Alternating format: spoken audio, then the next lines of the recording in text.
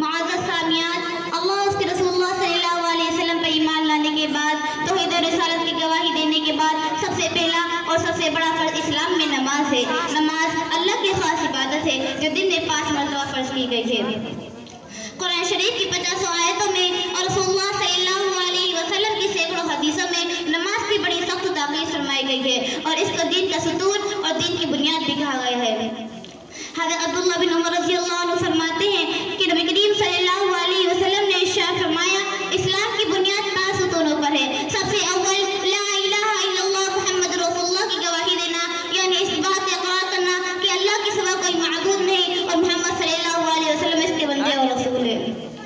फिर नमाज को कायम करना, ज़कात अदा करना, हज करना, रमज़ान मुबारक के रोज़े रखना, ये 5 चीज़ें ईमान के बड़े असूल और अहम अरकान हैं। मेरी प्यारी बहनों, नमाज अल्लाह की बहुत बड़ी रहमत है।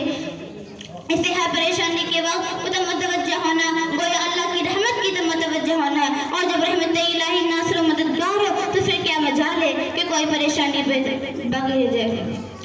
जब आंधी चलती है, आप सल्लल्लाहु अलैहि वसल्लम नमाज पर खड़े हो जाते, और जब सूरज ग्रहण या चांद ग्रहण होता था तो आप सल्लल्लाहु अलैहि वसल्लम नमाज की तरफ मुतवज्जह हो जाते थे। कुरान पाक में अल्लाह ताला का इरशाद है, या अय्युहल्लज़ीना आमनु इस्तईनु बिस्सब्रि वस्सलात, ए ईमान वालों सब्र और नमाज के जरिए से अल्लाह की मदद चाहो। हज़रत अबू ज़र रज़ियल्लाहु अन्हु फरमाते हैं कि एक मरतबा नबी करीम सल्लल्लाहु अलैहि वसल्लम सर्दी के मौसम में बाहर तशरीफ ले गए। पत्ते दरख्तों से झड़ रहे थे। आप सल्लल्लाहु अलैहि वसल्लम ने एक दरख्त की टहनी हाथ मुबारक में ली तो उसके पत्ते और भी झड़ने लगे। आप सल्लल्लाहु अलैहि वसल्लम ने इरशाद फरमाया, ए अबू ज़र, मुसलमान बंदा जब इखलास से अल्लाह ताला के लिए नमाज पढ़ता है तो उसके गुनाह ऐसे ही झड़ते हैं जैसे ये दरख्त के पत्ते झड़ रहे हैं।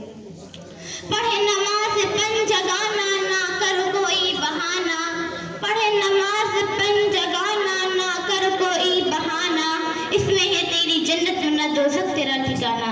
आखिर में अल्लाह ताला से दुआ है, अल्लाह ताला हम सबको खुशी और खुशू के साथ नमाज पढ़ने वाली बना।